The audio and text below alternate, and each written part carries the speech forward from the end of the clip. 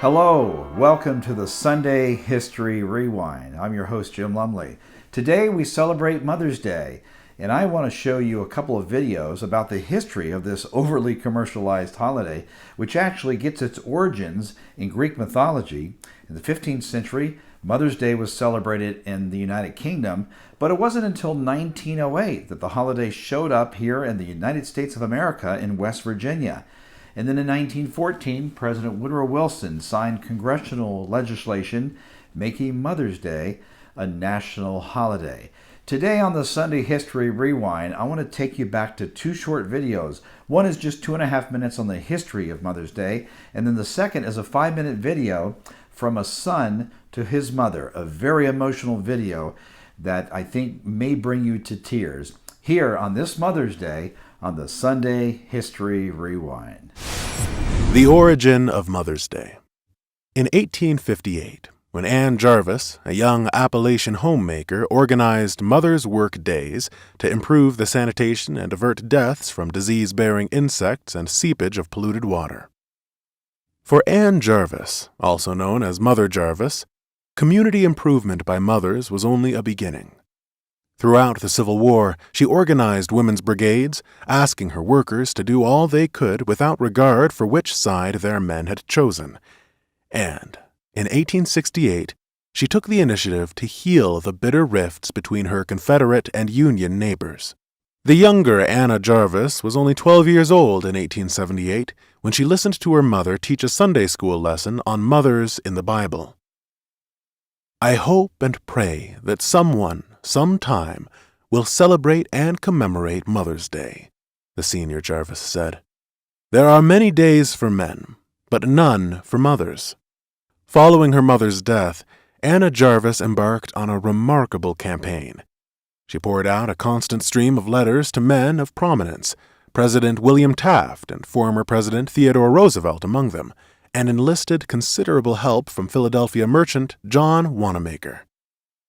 By May of 1907, a Mother's Day service had been arranged on the second Sunday in May at the Methodist Church in Grafton, West Virginia, where Mother Jarvis had taught. The same day, a special service was held at the Wanamaker Auditorium in Philadelphia, which could seat no more than a third of the 15,000 people who showed up. The governor of West Virginia proclaimed Mother's Day in 1912. Pennsylvania's governor in 1913 did the same. The following year saw the congressional resolution, which was promptly signed by President Woodrow Wilson. My mom would be at all my sporting events. Let's say I was playing football, okay? My mother would be on the sidelines, and if the play on the field started going one way, my mother would run along like, "Mark, get him, get him!" I'd be like, "Oh my gosh." I'd get in the huddle with the other guys. They go, "Mark, is that your mother?" I go, "No, I never saw her before in my life." The greatest gift my mother ever gave me, she believed in me. I have overdosed on drugs on 3 occasions where I should have been dead. But I believe I was kept here for a reason. You show me your friends, I will show you your future. How do I know this? I hung out with losers, and I became the biggest loser of them all because I gave up everything I dreamt about as a little boy because of who I chose to surround myself with. My friends would drive me home at 2, 3, 4 in the morning. We'd be drunk and high, laughing in the car. We'd pull up in front of my house in New York. They go, Mark, the light's on." I go, "Oh man, my mother's up." See, my mom wouldn't go to bed until she knew her son was still alive. I'd walk in, she'd say, "Hi Mark, how was your night?" I go, "It's good, Mom, I'm just gonna go to bed." She goes, Can I talk to you for a minute?" I go, "Mom, I'm tired, I'm just gonna go to bed." She goes, "Mark, I haven't seen you all day and all night. Can I please talk to you?" I said, "Man, just leave me alone. You bug me." I'd slam my bedroom door on the one person who believed in me. I was on a worldwide tour and we were wrestling overseas in Japan.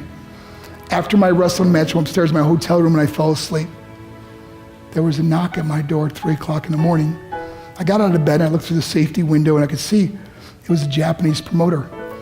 So I opened the door and he said, "Mark, you need to call home. There's been an emergency." I went and got on the hotel room phone. I called back to the United States and said, "Hey, what's going on?" They said, "Mark, I don't know how to tell you this." I said, "Just tell me what happened." I suddenly started crying. They go, Mark, I can't tell you. I said, just say it. They said, Mark, your mother died. I just threw the phone down. I ran out of my hotel room. I took the elevator to the lobby, and when the doors opened up, I just ran out into the street. I mean, there was no cars, there was no people. It was 3 o'clock in the morning. And I walked down the middle of a street in Hiroshima, Japan, and I remember looking up and just saying, Mom, I am so sorry. I flew home for her funeral, and I was so nervous to walk up to her casket, so I just stood way in the back.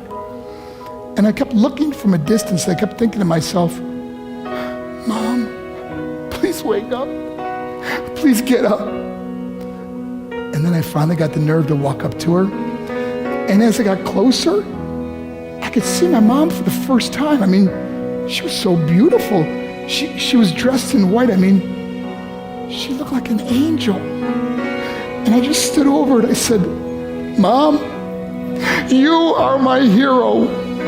Everything I am, everything I hope to be was because of you. You loved me so much. You gave me a life. You're the only one that ever believed in me.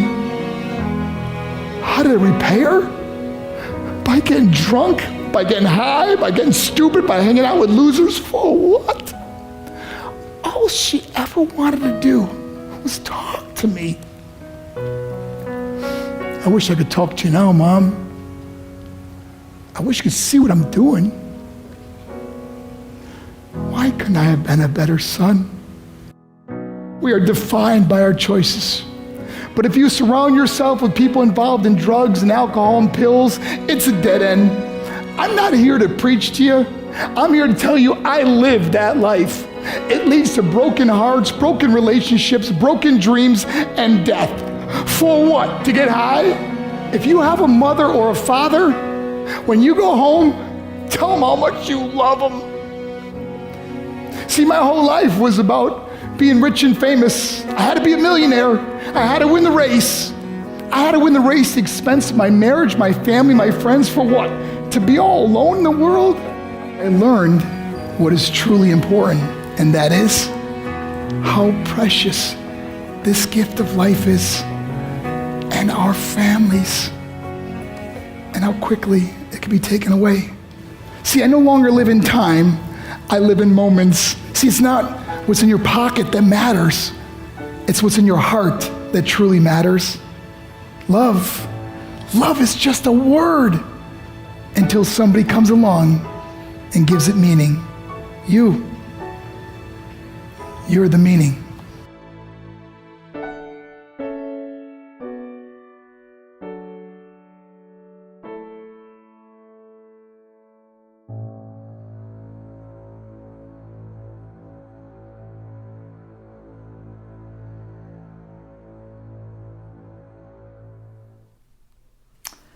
Wow, what a fantastic video here on this Mother's Day.